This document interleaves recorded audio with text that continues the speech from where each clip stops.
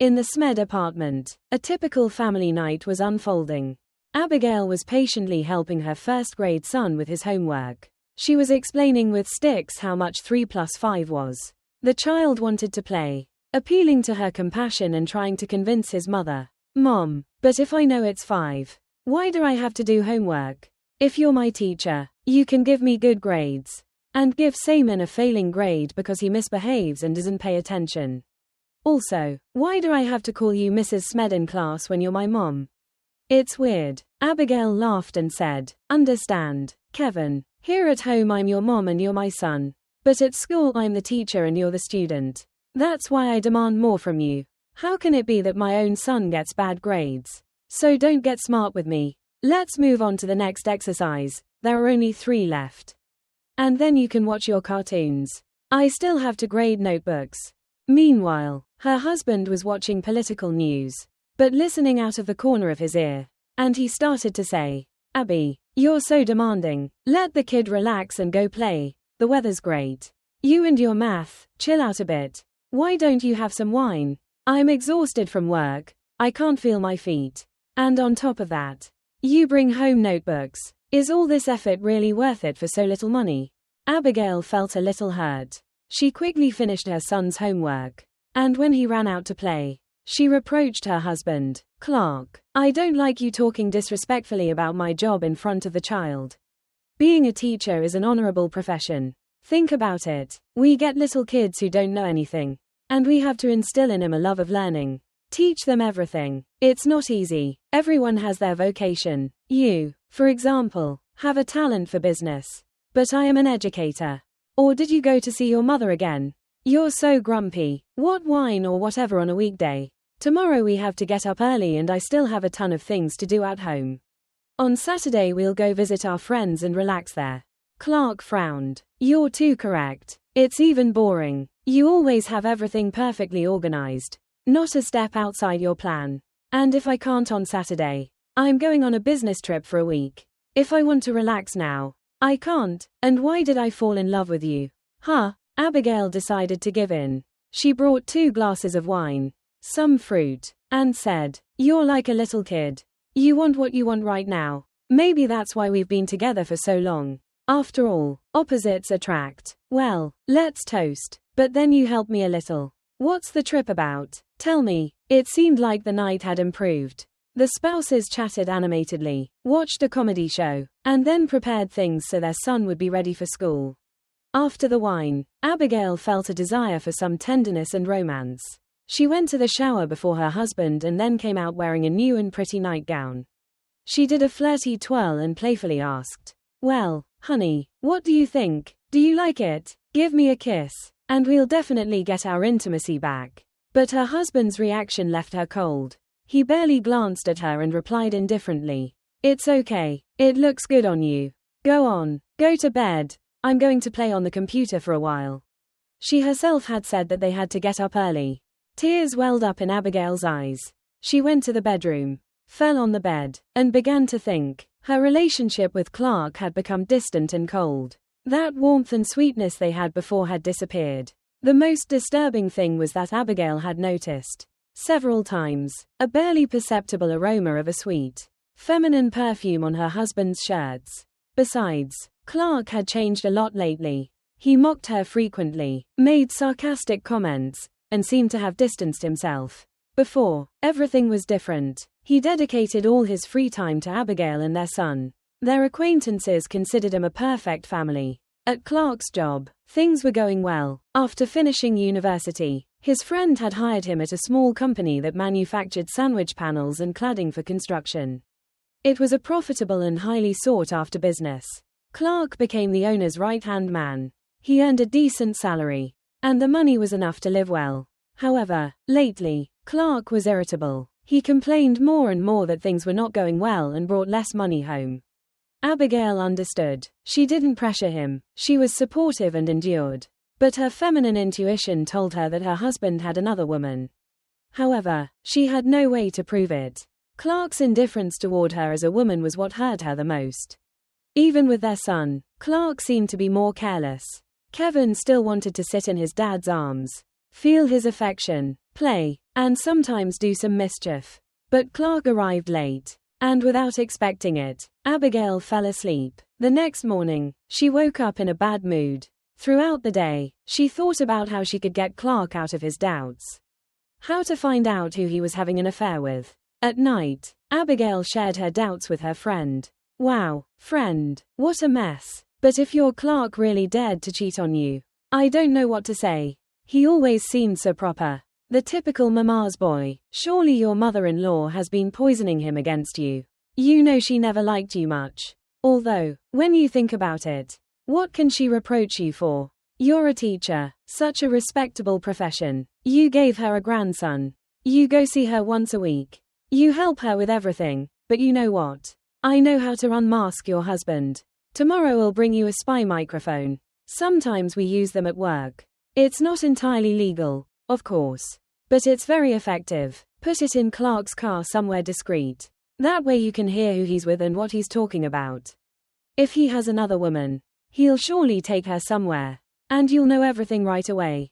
Abigail was encouraged. Thanks, Sabrina. It's a good idea. But then she became pensive. What if I bought a video camera instead? That way, I could also see what was happening.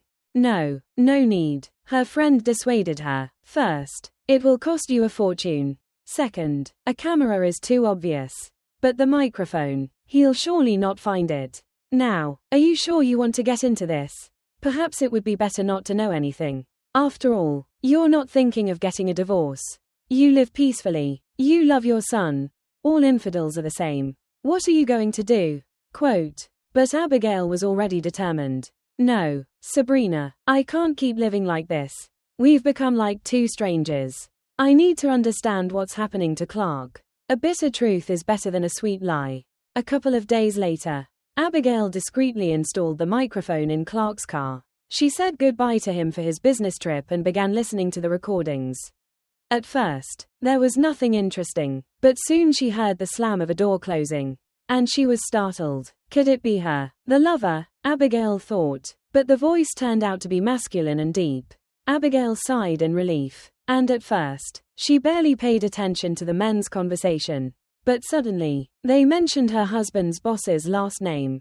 And then Abigail pricked up her ears. Abigail was speechless when she understood what Clark and that passenger were plotting. I have it all calculated. We're going to pressure your company boss by all means. The man said. First, ruin his business. You want me to help you? Then start making deals with them but promise impossible discounts. Lie all you can. When they realize you've tricked them, I'll offer them real prices. And then we'll attract the clients. He continued. Your director, Derek, is naive. He won't notice it right away. He trusts you like himself. So everything will go well. Meanwhile, I'll send inspections to your company. I could organize an accident at a construction site that will drag him through the courts. I'll try to intercept contracts or appear as a subcontractor. That way, we will eliminate the competitor and then we will go for the assets. What's the matter? Are you chickening out? Are you regretting betraying your friend? You don't have the guts? If so, say it now. He provoked the man. But Clark vehemently replied, I'm not chickening out. I'm just calculating if it's worth it. Now I have a stable job. A good salary. Why risk so much? Come on, man. The interlocutor insisted. It's clear that I would like to be in Derek's place. I've always envied him, since he was a child. He's had everything on a platter. Rich parents. Prestigious education. The company inherited from his father. And I've had to fight alone. But Clark, if you do what I say, I'll build up your company and put you as director. As you've always wanted. That's another level. You will no longer be the one running around but the one in charge. And I will not skimp on your salary. You can take your family to a resort abroad. Change your car. And finally, you will know what to spend money on.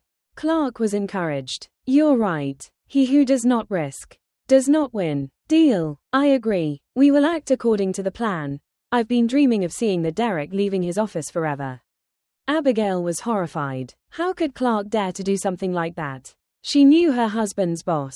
And he had always been good to him. He was an honest person. When Clark broke his leg unexpectedly last year and needed urgent surgery, Derek covered all the expenses without hesitation.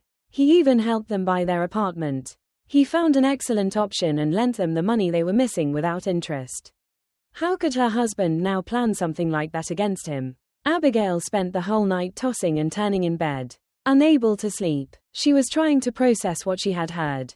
The next day, she met with her friend Sabrina at a coffee shop and told her everything, without omitting a single detail. Sabrina simply shrugged. I don't understand why you are so upset. There isn't a lover in sight. And that is already a good thing. It's the most important.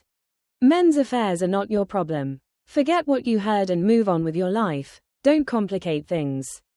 Abigail waved her hands. How can you say that? Sabrina, Clark essentially wants to ruin Derek's life. And I have to stay silent? No, I can't do it. Abigail decided firmly that she would go to her husband's work to warn the director. That way, my conscience will be clear, she thought. I cannot allow an innocent person to suffer. Understand? Sabrina sighed heavily. It's foolish. Abby, dedicate yourself to your son, to your job, and don't get involved in this. I ask you this because you will only attract trouble for yourself. Why are you complicating things? Clark isn't stupid. He knows what he's doing. Men can handle themselves without your intervention. She tried to change the subject. Better yet, tell me, did Kevin like the skates I gave him? Did he learn to use them? The women talked a bit about trivial matters, but Abigail remained convinced of her decision. She would not listen to her friend. And while Clark was on his trip, she went to her husband's boss office. In Derek's office, Abigail began to hastily explain the reason for her visit. Good morning, I'm Abigail, Clark's wife. Since he's away on a trip, I decided to come myself. I accidentally discovered that my husband is conspiring with another man. They want to set a trap for you, and they will do everything possible to ruin your company. I don't know all the details, but be careful if you don't want to lose everything.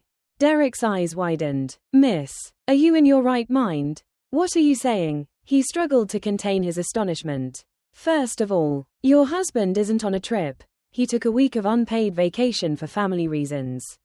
By the way, second, I've known Clark for years. He's an honest man. Treacherous. Hostile. Did you two argue? And he decided to get revenge in such an absurd way. Honestly, that doesn't put you in a good place as a woman. Derek didn't manage to finish the sentence when suddenly the office door flew open. A young, glamorous blonde burst into the room like a hurricane. From the entrance, the girl almost pounced on Abigail. Who are you and what are you doing in my beloved's office? Did you dare to seduce my DK? Abigail was not intimidated and replied firmly. Miss, you're crazy. I'm married, and I came to see Derek about a personal matter. I'm leaving already. One tries to do good, and in the end, ends up being the culprit. Have a good day. With these words, she headed towards the exit. Derek remained in the office with the blonde. His face was flushed with embarrassment. He turned to her angrily. Rachel, calm down immediately. What kind of spectacle is this? What right do you have to come into my office without permission? If I had an important meeting, you would make me look ridiculous in front of the others. His voice became even harsher. You are not yet my wife. And after these scenes, you might never be. What will they think of me? That I'm with a crazy woman? What bug bit you this time? Rachel finally reacted. Her fits of jealousy were not new. But this time, her fiancé almost spoke openly about ending the relationship. Her eyes filled with tears, and her voice became soft and pleading. Honey, I didn't want this to happen. I just missed you and wanted to come see you. But your secretary wouldn't let me in. She said you were having an important conversation with a woman. And you know how much I love you. That's why I got jealous. My vision blurred when I thought you were here with another woman. She pointed to the door. That woman is beautiful. But tell me the truth. She means nothing to you, right? I'm so afraid of losing you. Please don't be mad. Rachel clung to Derek's neck, trying to kiss him passionately. Derek had calmed down a little, but he was still annoyed. He pulled away from her and said seriously, Go home. I have work to do. We'll talk tonight. I sincerely hope that something like this never happens again. Because I'm telling you seriously, if it happens again, we will end it. After his fiancée left, Derek refocused on his work.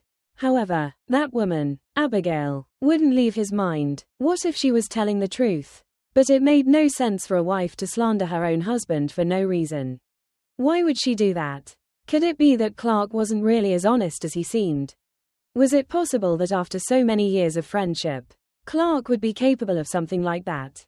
To Derek, it seemed inconceivable. He had done so much for him, even considering him a brother. When they were kids, Derek had become friends with Clark, who at that time was a troublemaker and a born fighter. It was curious, but it was Clark who defended Derek in a street fight. On that occasion, some older kids broke Derek's nose, and Clark stopped the fight. He even taught him to lie to his parents so they wouldn't scold him for his torn jacket. That's how they became friends. They were complete opposites. Derek came from a well-off family. His mother was a university professor, and his father owned a construction company. They always lived well, although Derek's parents strived not to spoil him too much. Derek attended a public school and was never forbidden from associating with the kids in the neighborhood. That's why Clark used to visit him at home. He was always amazed to see the imported appliances. They played video games together. Clark, hungry after school, devoured everything he found in the refrigerator. Derek took Clark to university and helped him survive in the student dormitory. Later, he hired him at his company without question. In adulthood, the friends saw each other less frequently because each had his own responsibilities. Despite this, Derek always tried to be generous with Clark, both with his salary and bonuses. He considered him his right-hand man and trusted him as he trusted himself. Besides, Clark's wife, Abigail, always seemed to him a decent woman. After all, she was a teacher. No, she couldn't have made all that up for no reason. Even so, Derek decided to take precautions. He hired a private detective agency to investigate the case. It fell into the hands of a young and enthusiastic investigator, Austin Cooper, who assured him confidently, "Understood. We will watch your friend and find out everything. If he's involved in something, you'll be the first to know. Have a good day. We will be in touch." These words calmed Derek down a little. He didn't want to believe that Clark was a traitor and sincerely hoped that the information wouldn't turn out to be true. When he arrived home, a pleasant surprise awaited him. Rachel, seeking to redeem herself for the scandal at the office, had prepared a romantic dinner. The table was full of delicacies. Candles softly lit the atmosphere, and wine already filled the glasses. Light and pleasant music played in the background. Like a young nymph, Rachel moved around him gracefully, helped him take off his jacket, massaged his shoulders, and whispered, "Tired, my love? Don't worry, you'll relax now. Try the pizza. I made it myself. Especially for you. I think it turned out delicious." Derek ate until he was satisfied, and the alcohol really relaxed him. Finally, he let go of his anger and forgave Rachel. Despite her capricious and unpredictable nature, he loved her, her long and slender legs, her beautiful doll-like face with big eyes and curled eyelashes, fascinated him. Clark, for his part, after meeting with his partner, Mr. W, went to a hotel. There, his lover awaited him. Indeed, Clark had been having an extramarital affair for some time. That woman's name was Susan. An atypical and beautiful name. Susan was not a teenager but young, a university student who had come to Clark's company for an internship. When he saw her, Clark was immediately captivated, falling in love like a teenager at first sight. Her young and slender body seduced him. Susan revered her generous lover, listened to him attentively, and believed his lamentations about the heroic wife with whom, according to him, he was trapped. By Susan's side, who saw him as a hero, Clark felt light and fulfilled. He enjoyed teaching her the secrets of love, and she offered him affection and tenderness. Now, Abigail, so correct and emotionally distant, seemed unbearable to him. He counted the minutes to meet with his lover and dreamed of starting over, molding this docile and affectionate young woman into the perfect wife he had always desired. However, he did not dare to simply throw Abigail and his son out of the apartment, especially since he knew that he himself was being unfaithful with Susan. Instead, everything was perfect. The time they spent together was an escape from the real world, an oasis where Clark could dream of a new life. They spent almost an entire day without leaving the bed, drinking champagne, eating fragrant raspberries and chocolate, enjoying each other. "Clark, when are you going to divorce your old heroine?" The lover snuggled up next to him, looking at him with her emerald eyes. "I would love for us to always be together. every day, every night, and never separate? Or do you not love me? Maybe I'm just a bit of fun for you. If so, it's better to end things now. And I don't mean anything to you." The man kissed her passionately and whispered, "What have you made up? My little one, I breathe for you, I live for you, of course. We will be together, just wait a little longer. My sweet, I will resolve this and I will get divorced. I promise." He smiled and added, "And now I have a surprise for you. Look what I brought you. My little bird, I hope I guessed the size. With this dress, next time we'll go to a restaurant just you and me. I'm sure you're going to dazzle everyone with your beauty." The lover immediately forgot her complaints, opened the package, shouted with joy, and pulled out a beautiful flowing dress. Susan tried it on instantly. It fit her impeccable figure perfectly, highlighting her attributes. Susan spun in front of the large mirror, gathering her red hair at the nape of her neck, and was as happy as a child. "Thank you, Clark. The dress is simply wonderful. I love it. You are the best and the most generous. I love you so much." The couple made up and dove back into the whirlwind of love. They didn't want to go back, their legs simply wouldn't respond. Back home, things were the same. On the sofa, his son kept asking for attention. Clark responded distractedly, stirring a cold dinner with his fork, while trying to maintain a conversation with Abigail. He looked at this woman he had once loved passionately and didn't understand what he had seen in her. Her profile, the Greek nose with a small bump, the eternal straight haircut. She never changed it in all these years. Abigail approached him with her unnecessary concern, and he held back from being rude. Clark understood that this could not continue. And Abigail, for her part, also seemed tired. She was cold and distant in bed. It was evident that their relationship had broken down and could no longer be repaired. At night, while Abigail was walking with their son in the park, Clark decided to listen to music. He missed his lover and looked for his favorite song. Suddenly, he stumbled upon an unknown disc on the shelf. When he turned it on, he heard a recording from his own car. His hair stood on end. It turned out that Abigail had been spying on him and had put a microphone in the car. "Look at that, acting like a little lamb," and I was still pitying her, afraid to admit the infidelity. "You'll see, you little hen, you're going back home. And you're going to leave forever. My patience has run out." Abigail suspected nothing. She returned with her son to the apartment and took care of him, putting him to bed. But in a few minutes, her life would change forever. In the hallway, there were 2 suitcases and a huge bag with the son's belongings and toys. The husband was yelling like a madman. "I know everything. I found the recording and destroyed it. How dare you spy on me? And you still call yourself my wife? I'm sick of all this. I stopped loving you a long time ago. So we're getting a divorce immediately." Clark continued. "The apartment is in my name. And you can keep Kevin. By the way, he doesn't look much like me. Maybe you had him with someone else." Abigail did not intend to lower herself, but the injustice outraged her. She replied firmly, "We bought the apartment together. And both me and my son are registered here. You have no right to throw us out like that. I wish you would have been ashamed. At least for the sake of the child." She raised her eyes and continued, "You know perfectly well that I was spying on you. And yes, I was shocked to discover that my husband is a wretch. How could you betray your lifelong friend? Tell me." Abigail approached her son and said calmly, "We are not leaving. Kevin and I understand, and we will go to court over the apartment. You didn't choose well who to attack. Step aside and let us pass."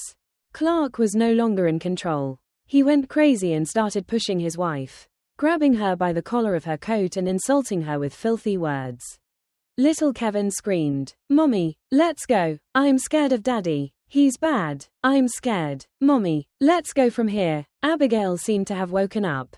In the middle of the fight with her husband, they completely forgot about their son. The woman wiped away her tears, took the suitcases, and shouted one last time, "I'm leaving for Kevin's sake. I don't want to scare him anymore. But you know what? Smed, for me, you are dead as a man forever." She hugged her son. "Don't be afraid, my love. Mommy is here." Abigail was so terrified that she didn't know where to go. She dialed Sabrina's number and, through tears, told her everything to her friend. She immediately offered to help her. "My God, Clark, you've gone crazy," Sabrina exclaimed when she heard what happened. Come with Kevin to my house. You can spend the night there. Abigail, determined not to stay in the apartment, gathered her son and went to her friend's house. After putting Kevin to bed, the women stayed in the kitchen for a long time. The scared and confused child kept repeating, "Mommy, why has Daddy become so bad? Does he not love us anymore? Are we never going back home? I want you and Daddy to love each other like before and not fight. And I want to go back home." She hugged her son, trying to hold back her tears. She hurt unbearably, but she could not show it to the child. Choosing her words carefully, she tried to calm him. "Like before, son, it won't be anymore. Meanwhile, we won't live with Daddy. But you have to believe that he loves you. He's just sick. When he gets better, he will come. And in the meantime, we'll live with Aunt Sabrina. Don't be afraid. Mommy is here. I will not let anyone hurt you. We will always be together. Go to sleep. My love, you have to get up early for school tomorrow." Kevin calmed down a little and fell asleep. Meanwhile, Abigail and her friend remained sitting in the kitchen. Abigail cried, shared her fears, and Sabrina tried to console her, offering her tea and cake. And they thought about how to move forward. Honestly, Abigail didn't have much money. When she checked the apartment rental ads, she realized that she couldn't afford a decent one-bedroom apartment on a teacher's salary. It was not possible to cover the rent, utility bills, and still have something to live on. Sabrina tried to convince her. "Wouldn't you like to reconsider your fight with Clark? Okay, you fought. He got angry, and you spy on him. He found out and got upset. By the way, I wouldn't have liked to know that either. Be wiser, call him, make peace, go back home, and everything will be like before. All families go through crises. Don't make hasty decisions. Calm down." But Abigail just shook her head and started crying again. "With him, we are strangers. We live like two neighbors. There's no warmth, no closeness. But think, if he really loved me, would he have thrown me and my son out into the street at night? I'm sure it's not just because of the recording, there's someone else. He's changed too much lately." She sighed heavily. "I will try to survive on my own. Although I know it won't be easy. I could go live with my parents. But I don't want to worry them or burden them and my son. And I wouldn't find a job related to my specialty there." Sabrina did everything possible to help Abigail. Through acquaintances, she managed to find a room in the annex of a private house. The conditions were bad. The bathroom and toilet were outside. The heating was with a wood stove. At least there was water. The rent was symbolic, and Abigail moved there with her son. After living in a comfortable apartment, it was hard for her to get used to it. Every day after work, she returned with her son to a cold, unheated room. She herself had to carry the wood and light the stove. Kevin began to get sick frequently. First with a sore throat, then a cough. Abigail was completely depressed. At school, they began to insinuate that the frequent absences due to illness were not viewed well. She didn't know how to move forward, especially with the arrival of winter. During all this time, Clark didn't call once, nor did he ask about his son. It seemed that he really didn't care about his family. This hurt Abigail deeply. She felt a bitter wound in her soul towards her husband. How was it possible? They had lived so many years together, sharing sorrows and joys, and then suddenly, Clark had erased them from his life. The woman had become completely disappointed with men and decided not to engage in any more relationships. Meanwhile, Detective Austin Cooper, sniffing around, followed Clark and quickly discovered that the client was right. This cunning man had really decided to ruin his friend. It must be said that everything was going as he expected. At first, the detective thought about calling the client as appropriate to inform him about the work done. But then it occurred to him, what if I meet this Clark, scare him a little, pressure him, and ask for my percentage? If he really crushes Derek and takes over the company, I'll kill two birds with one stone. I'll get money from the client, lie to him saying that Clark is clean, and I'll also stay here to live. If you want to live, you have to move. I have a mortgage, and an extra coin wouldn't hurt. Austin thought. Clark was very surprised when a young man approached him in front of the building and introduced himself. Good afternoon. You're Clark Smith, right? I'm Private Detective Austin Cooper. Derek, your boss, hired me. He suspects that you are doing shady business behind his back. And indeed, everything is true. I have video recordings and many photos of your meeting with Mr. W, your conversations, and the moment when you passed him the contacts of your main profitable client. So tomorrow I must inform Derek about all of this. Clark was speechless. At first, he was devastated, but he quickly recovered and replied, "Let's suppose that's true, but if you decided to talk to me first, you have your own game, don't you? Otherwise, you wouldn't be here. I'm a businessman. Let's get to the point. What do you want in exchange for your silence? That's why you found me, right?" Austin smiled. The clever detective understood everything immediately and replied, "It's a pleasure to deal with an intelligent person. Yes, you're right. I won't tell Derek anything. And I'll hand over everything I've found in exchange for us making a deal. When you are the director of the company, you will pay me a monthly percentage. Do you agree? Or tomorrow, Derek will know everything." Clark moved nervously, thinking quickly about what to do. Everything had gone too far. How had he found out about all this? Probably, she informed him. What to do with this detective? The main thing was not to panic. He had to accept all his conditions and get his contact information. Later, I'll deal with him. Mr. W has so many connections that this smart aleck won't do well. He'll regret messing with me. Clark agreed to Austin's conditions. Austin called Derek and informed him that his friend was clean and that he wasn't plotting anything. The businessman felt relieved and calm. The accomplices parted ways, but Clark immediately organized a meeting with Mr. W and told him everything. The man was in a panic and was already beginning to regret getting involved in all this. Clark replied calmly, "You got scared. I see you are trembling for your skin. Now it's too late to start. Don't say you won't do it. If so, let's cut the dead end. Enough nonsense. Let's eliminate Derek, and problem solved."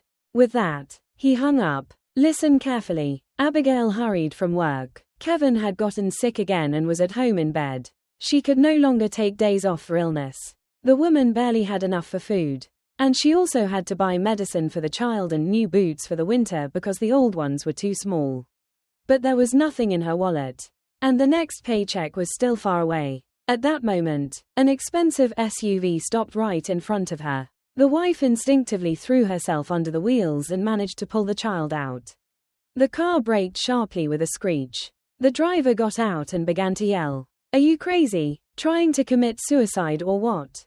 If I hadn't reacted in time, you'd also have been arrested." He approached the woman, who was getting up from the ground, looked at her carefully, and was shocked to recognize Abigail. She was crying and very frightened. "Sorry, don't shout. There was a kitten. It would have died. I felt so sorry for it that I threw myself to save it. How unlucky I am. I broke my last stockings and got my coat dirty. God, I'm so tired of everything. I feel like dying." The woman sat directly on the dirty sidewalk, hugged the kitten like a child, and cried bitterly, noticing no one and nothing around her. Derek, who was behind the wheel, changed his anger for compassion. He saw the woman completely desperate, on the verge of collapse. He silently lifted her up and put her in the warm interior of the car, gave her a wet wipe and water, and began to ask her, "You're Clark's wife, right? I'm sorry, what are you doing in this neighborhood? There are only slums here. But as far as I know, you and your husband have an apartment in the center. I see that you are very upset. What happened?" Abigail opened up and told him everything. She needed to vent to someone, to empty her soul. In the end, she summarized, "You know, you're not going to believe me, but it's as if it was then. Anyway, thank you for listening to me. Now I'm leaving. The child is alone at home. And I don't even have money for medicine." She continued, "That's your friend Clark. Such a good husband. He threw me out of the house and doesn't even remember his son. All because of that recording where he is with his competitor, wanting to get rid of you. I don't know why you don't listen to me. I have no reason to lie to you. Believe me, I'm just trying to help." She was about to open the door and leave, but he took her hand again and said firmly, "Wait, Abigail, I'll take you home. It's no trouble. And on the way, we'll stop at the pharmacy." He continued, "All of this is strange. I even hired a detective, but he didn't find anything about Clark. But you're right, he has changed a lot lately. Maybe I should check everything again." Derek bought medicine for Kevin and a whole bag of food. He gave Abigail a large bill. saying, "This is for the rent. Pay it. And I'll also get you decent housing. Here there are only cracks. Air comes in through the windows. The door is weak. No wonder your son is sick. It's not suitable to live in those conditions. Do you believe me? Here, take my card. Give me your number. And as soon as there is something good, I'll call you right away." Abigail was very happy. She didn't get nervous or reject the offer and sincerely thanked Derek. "Thank you very much. You have saved me. Tell me, why did you decide to help me?" "Out of pity." "Yes," Derek replied honestly. "That's how my parents taught me. If you can help someone, do it. That's all. Sorry, I have to go." And so the businessman left. Abigail sighed in relief. For the next month, her life and her son's were completely covered. Now she saw this quiet man in a very different way. The one she had disliked so much in their first meeting. But look, without further ado, he helped her, an act worthy of a true man. She literally came back to life. Now her son and the kitten were inseparable friends. Abigail was still waiting for Derek's call. Something about him had touched her. She also wanted to move out of that hole soon. But weeks passed, and the businessman did not appear. He also didn't answer the phones. Then Sabrina called her. "Clark has disappeared. Do you realize? Our newspaper decided to do a journalistic investigation on its own. Clark says he doesn't know anything. That Derek planned to rest, go to the river to fish on the weekend, and disappeared without a trace. His fiancée also confirms it. But I don't believe it. I remembered that recording of yours. What if this is the work of your Clark and that same passenger in the car? What do you think?" Abigail exclaimed. "If he had planned to leave, he wouldn't have promised to help me. He's not that kind of person. Something must have happened to him. For sure. Hey, Sabrina, what if we go to a fortune teller? I know you don't believe in them. But what if? Anyway, you have to write the article. So you already have the story." "I know Clark," said Sabrina. "Even if everyone is guilty, he won't admit it. But I have a copy of that recording. I haven't said anything to my husband. No one knows I made a copy. Like a true journalist, I followed the trail. Scientific. Hot facts. Agreed. You're great. Abigail, this is a scoop. We're going to make a mess for your Clark. For your evil husband. He thinks he destroyed the recording, broke the disc, and threw it in front of you. That's why I'm willing, even though all this seems like nonsense to me, to go to the fortune teller. I know one thing. Tomorrow we are going right away." Abigail insisted. "I don't want revenge on anyone. I've already suffered enough. I'm trapped in this hole. I have no strength. I just want to try to help a good person who was so kind to me and extended a hand to me in my most difficult time." The friends placed a photo of the businessman in front of the fortune teller and asked her to say something about his whereabouts.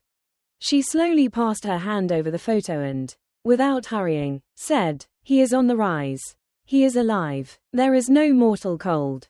But he is tied up. He is not doing well. In some basement. Look for a star. It will help you. You will see it and find that person." Sabrina was indignant. "I knew it. This is complete nonsense. What star? Why did we pay 50 for this?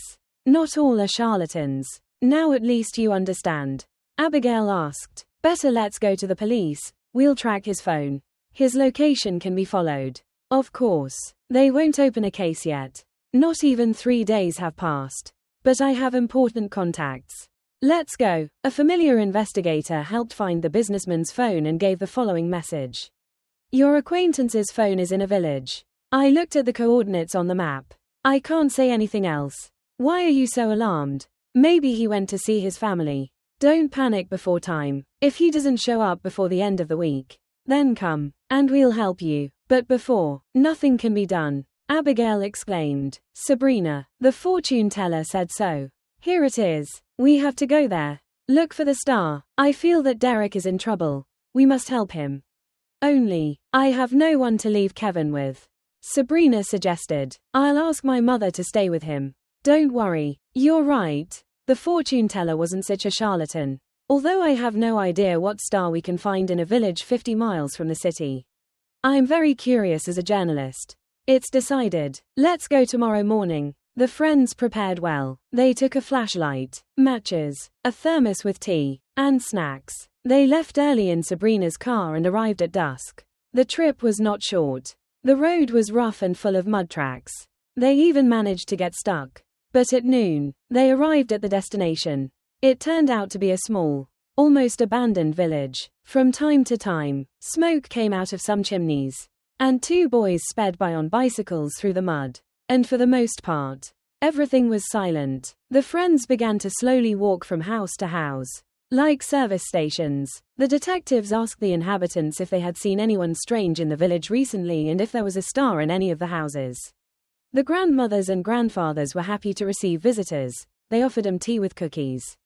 But they did not say anything useful.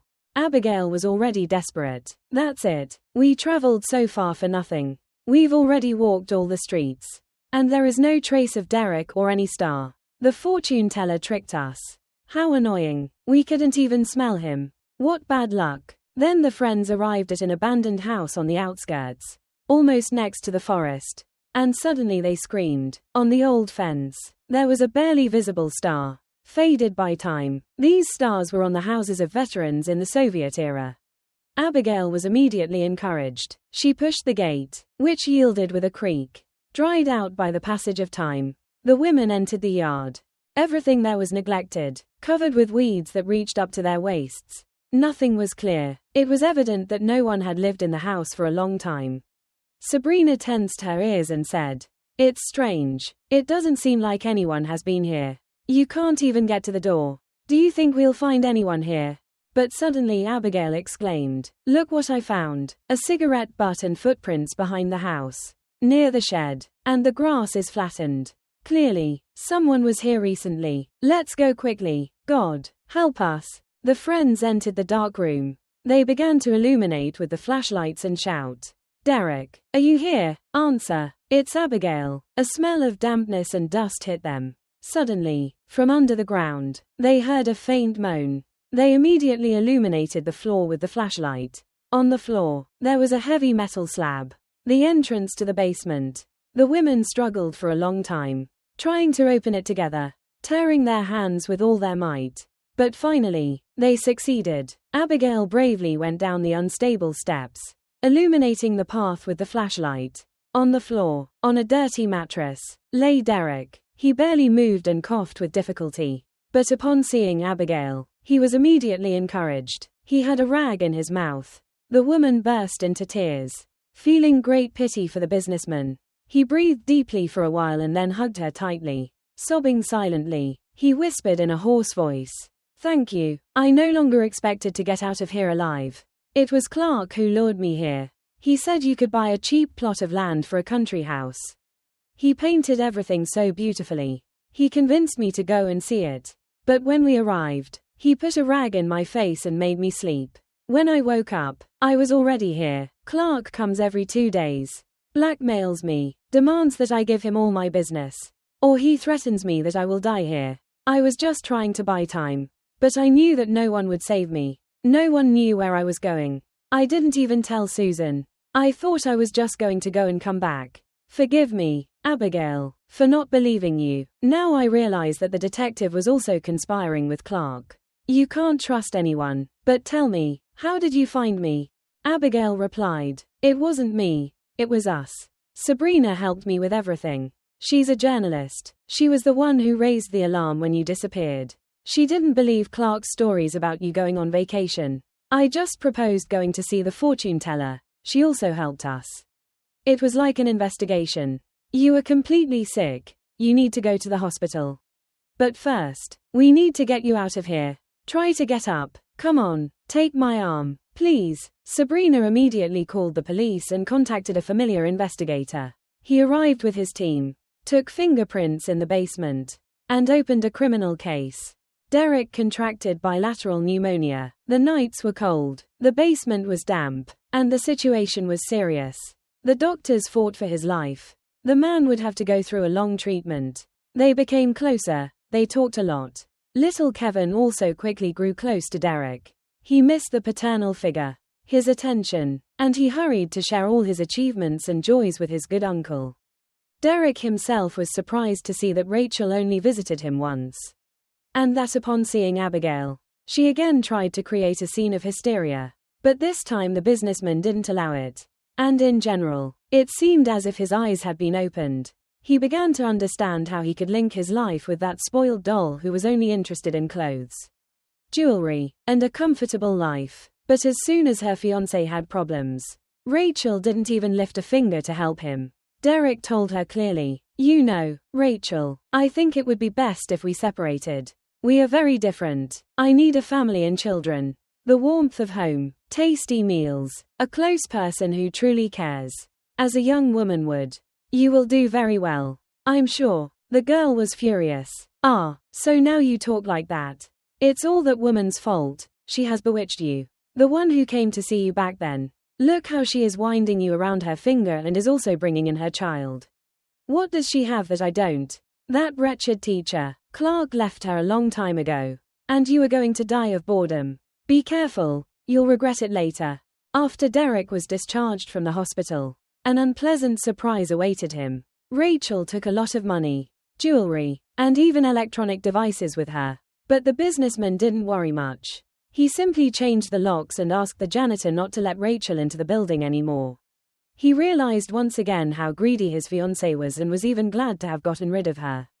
Derek hired a cleaning service. And it was Kevin who opened the door for him. He was dressed in a warm vest and fuzzy socks. The boy was happy to see Derek and began to talk. "Hello, Uncle Derek. Mom will be here soon. She tried to light the stove, but she couldn't get it going. And I'm so small. I don't know how to do it either." Mom cried and said that she would probably go home to Aunt Sabrina's. "She calls sometimes. We stay with her when her husband Eugenio is away on a trip." Then he asked, "Do you know why I came?"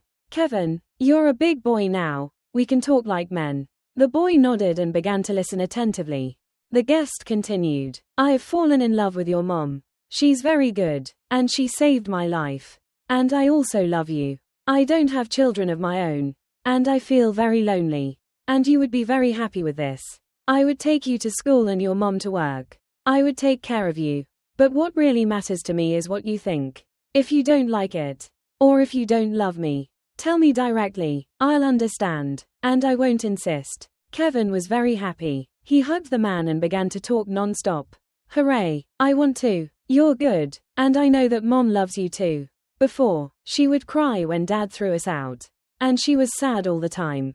But now, when you started coming to see us, she laughs and doesn't cry anymore. I'm going to get ready." Actually, Abigail had gone to see the owners to ask for help with the stove. But they were not home. The woman was returning almost crying again. She was so tired of everything. Her soul was so heavy. She felt sorry for her son. She had to transfer for an hour to get to work. She entered the house and was paralyzed. Derek was in the hallway, holding Kevin's hand. The boy was carrying his backpack and his big favorite teddy bear. Abigail's suitcase and 2 briefcases were next to them. The man took her hand and said firmly, "I've come for you, Abby. I've asked for your son's hand. And he has no objections. Let's go with me now." Without thinking anymore, I broke up with Susan. And I realized that I only want to live my life with you and with Kevin. Enough with the suffering and hardship. You deserve the best. You don't even know how valuable you are. I've collected everything. I will not accept objections. I promise you that I will never betray you or your son. Do you believe me? Abigail looked into his eyes and replied, "I believe you." And she followed him towards a new and happy life. The trial was no longer necessary. She had no problems with that. Clark was just the god of Pinocchio who was keeping her. The competitors failed to take away Derek's business. No matter how hard they tried. The director transferred all his team and got rid without regret of all those who were involved in the fraud. Things began to go well. Mr. W disappeared, and Derek moved to the capital. The detective, who had made a deal with his conscience, was stripped of his license, and his path in that profession was closed forever. Derek only asked the investigator one thing, to let him talk to Clark. And the investigator allowed the conversation. Derek looked at the villain and asked, "When did you become such a rotten person? Clark, tell me, why did you treat me like that? I helped you since we were kids. I treated you like a brother. If it weren't for me, you would have sunk with your alcoholic parents. And this is how you repaid me. You left me to starve in the basement. You wanted to crush me. Aren't you ashamed?" Clark clenched his fists and exploded. "Why? I hated you since we were kids. I was always terribly envious of you. You invited me to your house. A full house. Parents who got along well. They loved you. They bought you things. But then I would come home. And it wasn't a home. It was a shack. My mother with a drunk face. Toothless. And my stepfather waving his fists. And it hurt me so much. Why do you have everything? And I have nothing. You kindly took me to work. And what do I have worse? Just the fact of not being born into the right family. And my parents left me nothing except a small, ruined apartment. And when you found Rachel, you didn't even look at me. And my Abigail, a boring and tedious teacher. Why? I didn't want to be your slave anymore. I deserved to be a director. Derek was horrified. It turned out that during all these years, he did not know Clark at all. He was close by, a traitor, a Judas, and he didn't even realize it. He trusted him with all his secrets. The businessman replied sharply, "You're so stupid, Clark. You were chasing after my wife, trying to win her over, and you didn't realize what you had. Now you're sad. Abigail is my wife. Do you hear me? Mine, and I love her very much. You don't even understand what kind of woman you despised, betrayed, and lost. Faithful, good, intelligent. You betrayed your son, that wonderful boy. Now I will be his father. I will love him.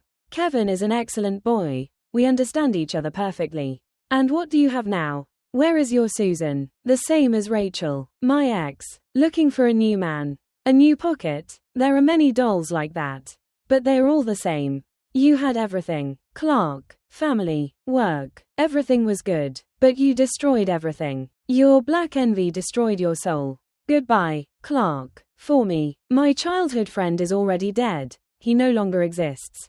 Clark became gloomy and full of anger. Now, he not only hated Derek but also himself. The mere idea that his own son, Kevin, was calling another man Dad made his blood boil. What a big mistake he made with Susan. He fell in love like a child, betrayed his family, threw her out of the house, and she left him without thinking. How could he have done that? Indeed, he was a fool. Couldn't he have sold the 2-bedroom apartment, exchanged it for 2 studios, but not throw his wife and son out on the street? The realization of how miserable he was killed him, and Clark discharged it on himself with a knife. He took his own life. And that was the end of Clark's life.